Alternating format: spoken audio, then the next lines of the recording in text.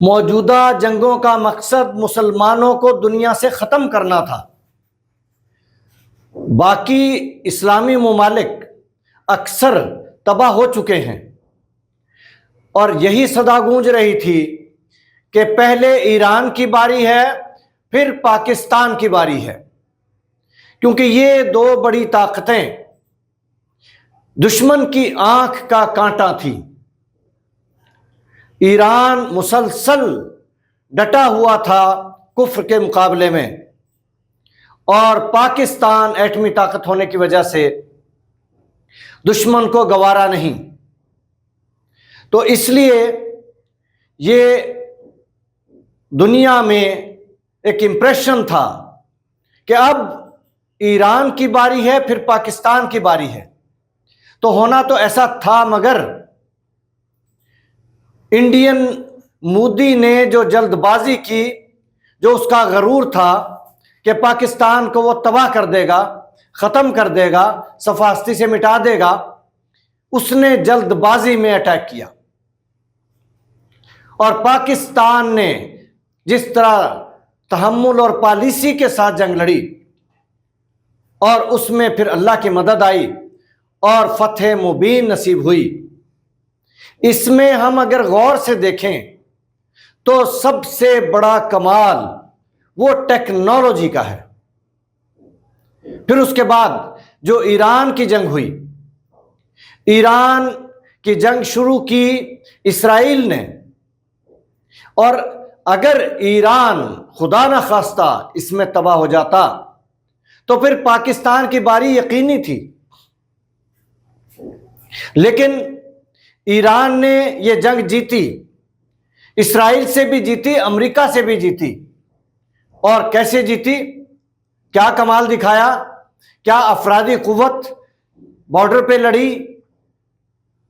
نہیں، جو طاقت استعمال ہوئی ہے جنگوں میں اور فتح یاب ہوئی ہے وہ تھی ٹیکنالوجی۔ اور یہ ٹیکنالوجی کچھ ایران اور پاکستان کے پاس ہے، مگر اس میں زیادہ کردار چائنا کا ہے۔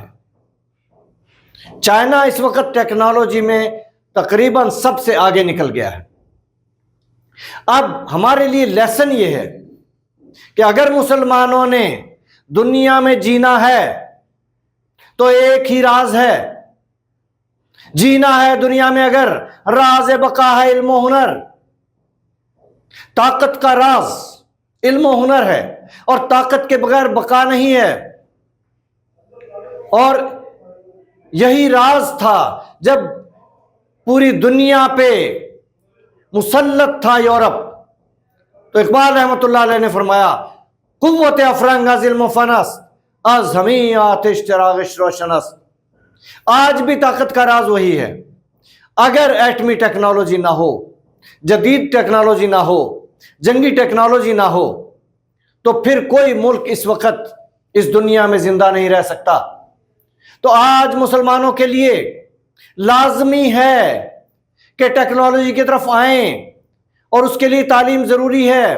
اور تعلیم کے لیے اللہ نے مسلمانوں کو قرآن میں فرما دیا، اقرا، سب سے پہلا سبق۔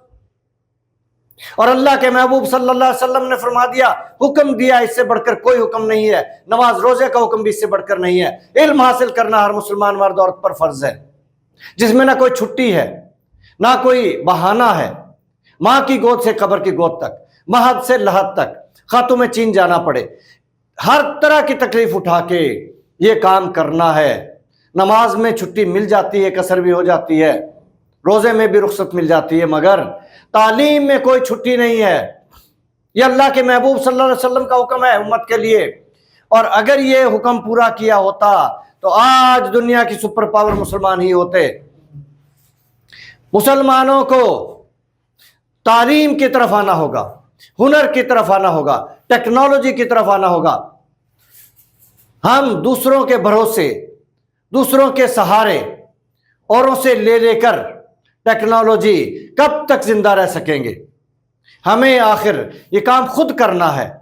اور آج مسلمانوں کو، پوری دنیا کے مسلمانوں کو دو سبق یاد کر لینے چاہیے۔ नंबर 1 इत्तेहाद, मुत्तहिद हो जाएं सारे मुसलमान, कोई शिया सुन्नी नहीं, सब मुसलमान हैं, सबको मुत्तहिद होना पड़ेगा अपनी बका के लिए। और दूसरा है इल्म व हुनर, साइंस और टेक्नोलॉजी, इसके बगैर जिंदगी मुमकिन नहीं, बका मुमकिन नहीं, ये करना होगा।